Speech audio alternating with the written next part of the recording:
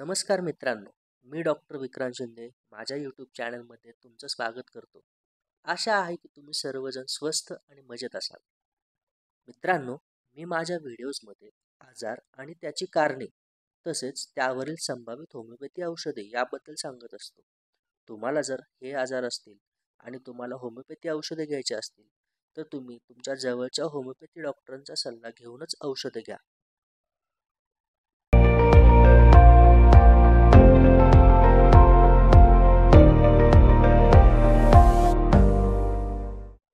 आज आपण पाहणार आहोत हेअरफॉल आणि त्यावरील संभावित होमिओपॅथी औषधे.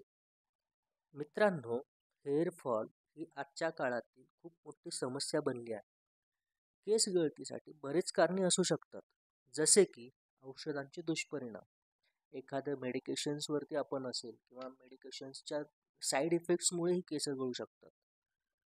पुढचं कारण वैद्यकीय रोगाची लक्षणे, तसेच अनुवंशिकता, मानसिक तणाव, hypothyroidism, malnutrition, hormonal imbalance, scalp related diseases जसे की एक्झिमा, फंगल इन्फेक्शन, डॅन्ड्रफ यामुळे केस गळू शकतात.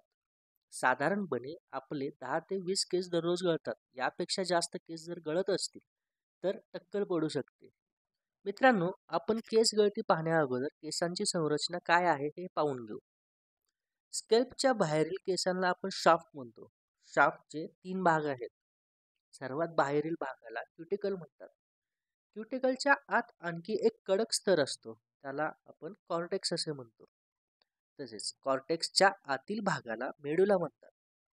स्कॅल्पच्या आतील भागातील केसांना रूट असे म्हणतात, म्हणजेच आतमधील बाजूस असणारे जे केस आहेत, मूळ. आता हे हेअर रूट एका खड्ड्यासारख्या भागात असतात, त्याला आपण हेअर फॉलिकल म्हणतात. या हेअर फॉलिकल मधूनच केस निघतात. एका हेअर फॉलिकल मधून जवळ एक किंवा अधिक केस निघू शकतात. मित्रांनो, आता आपण पाहणार आहोत संभावित होमिओपॅथी औषधे. सगळ्यात पहिली मेडिसिन आहे कॅल्केरिया काव. कॅल्केरिया काव ही होमिओपॅथी मधील सर्वात फेमस मेडिसिन आहे. हेअर रिग्रोथसाठी ही सर्वात इम्पॉर्टंट मेडिसिन आहे. याचा डोस आपण 30 पोटेन्सी मध्ये सकाळी, दुपारी आणि संध्याकाळी 2-2 थेंब घेऊ शकतो. पुढचे मेडिसिन आहे बरायटा काव. बरायटा काव ही त्या पेशंट्समध्ये मोस्टली दिली जाते ज्यामध्ये यंग एजमध्ये केस गळती होते किंवा टक्कल पडू लागलेला आहे. अशा केसेसमध्ये बरायटा काव ही घेतली जाते. बरायटा काव 30 पोटेन्सीमध्ये सकाळी, दुपारी आणि संध्याकाळी या 3 वेळेस आपण घेऊ शकतो. पुढची मेडिसिन आहे फॉस्फरस. फॉस्फरस ही सुद्धा मेडिसिन यंग एजमध्ये मुलांना होणाऱ्या प्रॉब्लेम्समध्ये युजफुल मेडिसिन आहे. साधारणतः फॉस्फरस हे मेडिसिन ॲलोपेशिया म्हणजेच टक्कल पडल्यानंतर देणाऱ्या ट्रीटमेंटमध्ये ही मेडिसिन उपयुक्त आहे. मित्रांनो, हेअरफॉलमध्ये पुढची कंडिशन येते की केस पातळ होतात. म्हणजे हेअरफॉल तर होतोय पण केस पण पातळ होत चाललेले.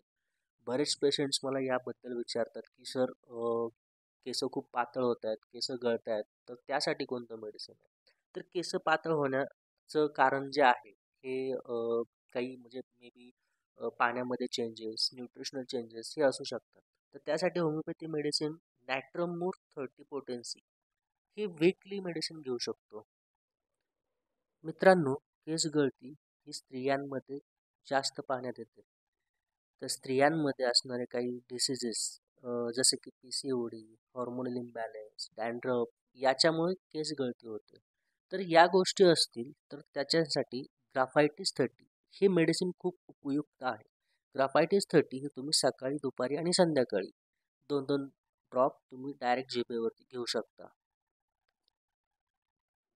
मित्रांनो, हेअर रिग्रोथसाठी मी तुम्हाला एक स्पेशल मेडिसिन सांगणार आहे होमिओपॅथीमध्ये, ज्याचा यूज आहे सर्रास होमिओपॅथी डॉक्टर्स करतात केस स्ट्रॉंग करण्यासाठी किंवा जे केस पातळ झालेले ते दाट करण्यासाठी. तर चला पाहूया ती मेडिसिन कोणती आहे. ती मेडिसिन आहे विसबॅडन 30. ही मेडिसिन जी आहे ही होमिओपॅथीमध्ये हेअरफॉलसाठी खूप उपयुक्त अशी ही मेडिसिन आहे. तुम्हाला ही मेडिसिन सकाळी, दुपारी आणि संध्याकाळी 2-2 ड्रॉप जिभेवरती घ्यायचे आहे एका महिन्यासाठी. एका महिन्यानंतर विझबॅडल ही मेडिसिन आठवड्यातून फक्त एकदा घ्यायची आहे. मित्रांनो, जसे की मी तुम्हाला सांगितलं की काही डॉक्टर्सच्या काही स्पेशल रेमेडीज असतात. तसं मी जे माझ्या प्रॅक्टिसमध्ये यूज केलेले आहेत तशी मी एक मेडिसिन सांगत आहे तुम्हाला. जबरंडी हेअर ऑइल किंवा जबरंडी मदर टिंक्चर तुम्ही हेअर ऑइलमधून सुद्धा घेऊ शकता. जसं की इक्वल प्रपोर्शनमध्ये तुम्ही जबरंडी मदर टिंक्चर आणि हेअर ऑइल हे मिक्स करायचं आहे आणि हे तुम्ही रोज रात्री संध्याकाळी लावायचं आहे किंवा 2 दिवसाआड लावलं तरी चालेल. मित्रांनो, आपण हेअरफॉलसाठी होमिओपॅथी औषधं पाहिली, पण होमिओपॅथी औषधं घेत असताना तुम्हाला केसांची योग्य निगाही राखली पाहिजे. त्यासाठी कोणत्याही पॉईंट्स इम्पॉर्टंट आहेत हे आपण डिस्कस करूया. सगळ्यात महत्त्वाची गोष्ट म्हणजे केस रोज न धुता आठवड्यातून 2 ते 3 वेळा तरी धुतले पाहिजे. कारण केसांमध्ये नैसर्गिक तेल तयार होत असते. केस धुतल्यामुळे हे नैसर्गिक तेल नष्ट होते आणि केसांची गुणवत्ता खराब होते. आपले नॅचरल केस हेच उत्तम केस असतात. पुढे केसांचे नियमित मसाज करणे. केसांच्या मुळांशी योग्य पद्धतीने केलेला मसाज हा फायदेशीर ठरतो.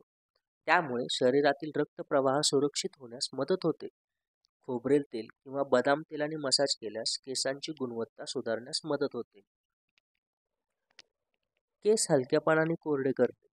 बऱ्याच जणांना अशी सवय असते की डोक्यावरून अंघोळ केल्यानंतर केस हे खूप हार्डली वॉश करतात. पण तसं न करता केस अतिशय हलक्या हातांनी कोरडे करणे गरजेचे असते. कारण जोर लावून केस पुसल्यास ते तुटण्याची व हेअर डॅमेज होण्याची शक्यता जास्त असते. तसेच मित्रांनो, केस धुताना आपण जो शॅम्पू यूज करतो तो योग्य प्रकारे वापरणे गरजेचे असते. शॅम्पू डायरेक्ट केसांना न लावता तो आधी पाण्यामध्ये डिझॉल्व्ह करून वापरावा. केसांबद्दल ही काळजी घेणे खूप महत्त्वाचे आहे. आशा करतो मित्रांनो, मी सांगितलेली माहिती तुम्हाला आवडली असेल. अशा रोज नवीन नवीन होमिओपॅथी औषधांबद्दल माहिती घेण्यासाठी माझ्या चॅनलला सबस्क्राईब करा, शेअर करा, लाईक करा. थँक्यू.